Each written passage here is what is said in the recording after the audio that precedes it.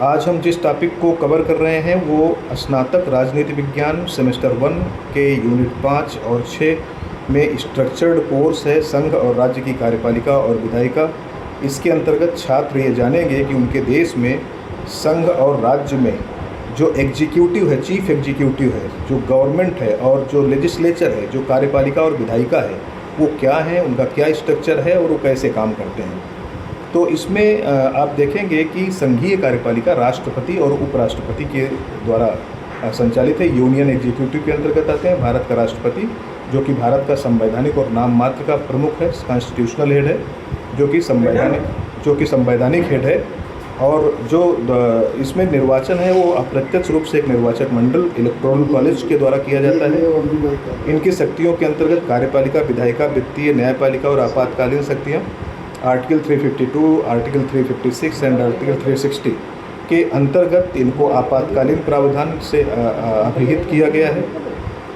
तो संघीय कार्यपालिका में राष्ट्रपति, जो कि यूनियन एग्जीक्यूटिव है और जो कि कॉन्स्टिट्यूशनल हेड है और जो कि नाम मात्र की कार्यपालिका है, चूँकि हमारे यहाँ संसदीय शासन प्रणाली है और संसदीय शासन प्रणाली के अंतर्गत राष्ट्रपति को नाम मात्र की सत्ता दी गई है और वो संवैधानिक प्रधान है। और जो वास्तविक कार्यपालिका शक्तियां हैं वो वास्तविक कार्यपालिका के पास हैं और वो शक्तियां प्रधानमंत्री में निहित हैं। तो राष्ट्रपति की शक्तियों में एक जो उल्लेखनीय तत्व है वो ये है कि उसे आपातकालीन प्रावधान में अनुच्छेद 352, 356 और 360, 352 के अंतर्गत देश में जब आंतरिक अशांति या सशस्त्र विद्रोह की स्थितियाँ होती हैं तब राष्ट्रीय आपातकाल लागू होता है। 356 में राज्यों में राष्ट्रपति शासन लगा करके राज्य की सत्ता पर केंद्रीय शासन अपना आधिपत्य स्थापित करता है। और 360 के अंतर्गत जब देश में वित्तीय स्थितियाँ ठीक नहीं होती हैं तो उस समय वित्तीय आपातकाल की स्थितियाँ उत्पन्न होती हैं तो राष्ट्रपति के द्वारा वित्तीय आपातकाल लगाया जाता है। राज्यसभा का पदेन सभापति उपराष्ट्रपति होता है, जो कि एक साफिसियो चेयरमैन होता है राज्यसभा का।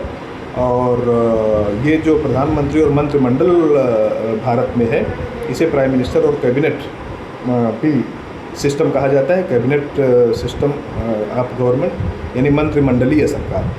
और वास्तविक जो प्रमुख होता है सरकार का वो जो है प्रधानमंत्री होता है। तो आप यहाँ पर गौर करें और ध्यान से समझें तो राज्य का संवैधानिक प्रमुख राष्ट्रपति है, सरकार का जो वास्तविक प्रमुख है, मुखिया है, वो प्रधानमंत्री और मंत्रिमंडल है। तो राष्ट्रपति और मंत्रिमंडल के बीच संवाद का जो मुख्य माध्यम है वो प्रधानमंत्री है। मंत्रिमंडल या मंत्रिपरिषद जो है वो सामूहिक उत्तरदायित्व के सिद्धांत पर चलती है, जो लोकसभा के प्रति सामूहिक रूप से जिम्मेदार है। इसका जो मुख्य उत्तरदायित्व है वो देश के लिए नीतियां बनाना और देश के शासन का संचालन करना, जिससे कि देश का वर्तमान और भविष्य गठित होता है, निर्मित होता है।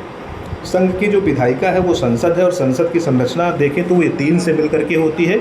उसमें है राष्ट्रपति, लोकसभा और राज्यसभा। लोकसभा को निम्न सदन या जनता का सदन कहते हैं, निम्न सदन कहते हैं। सदस्य जनता के द्वारा प्रत्यक्ष रूप से चुने जाते हैं। इनका कार्यकाल 5 वर्ष के लिए होता है। 5 वर्ष से पहले भी इनका भंग संभव है। वित्तीय मामले और धन मामले अंतिम रूप से लोकसभा के अधिकार में ही आते हैं।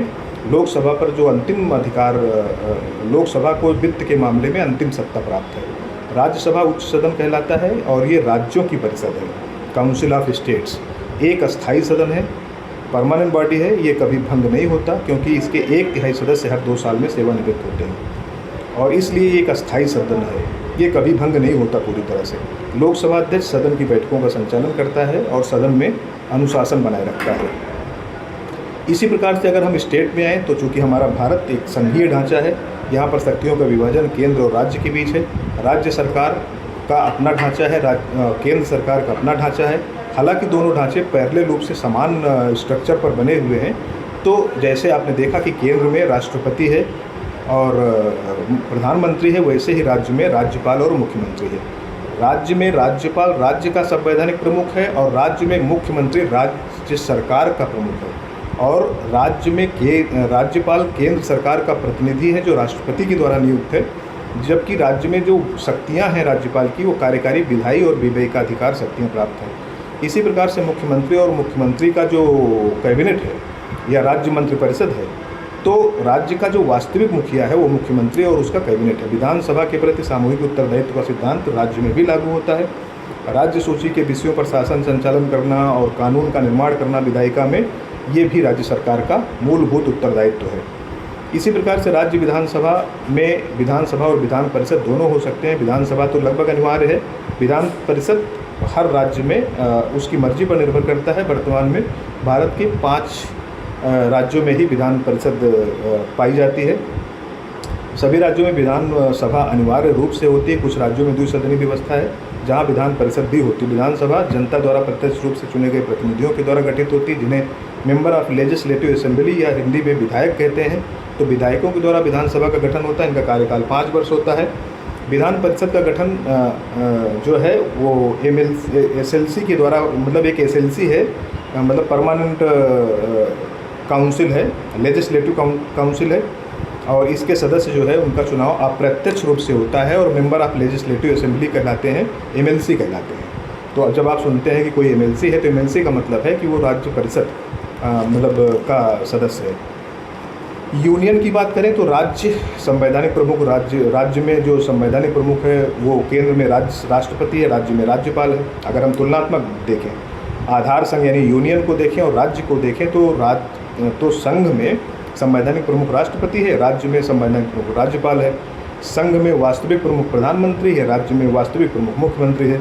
संघ में विधायिका में संसद है, लोकसभा और राज्यसभा मिलकर के बनता है। राज्य में विधानमंडल है जिसमें विधानसभा और विधान परिषद मिलकर के बनता है। और उत्तरदायित्व की बात करें तो केंद्र में लोकसभा के प्रति उत्तरदायी है और राज्य में विधानसभा के प्रति उत्तरदायी है। तो इस प्रकार से अगर हम कंक्लूजन के पार्ट पर पहुंचे तो देखते हैं कि भारत की संसदीय शासन प्रणाली में संघ और राज्य दोनों स्तरों पर शक्तियों का स्पष्ट और संतुलित विभाजन किया गया है। नाम मात्र की और वास्तविक कार्यपालिका का अंतर यह सुनिश्चित करता है कि देश में लोकतंत्र और संविधान की सर्वोच्चता बनी रहे।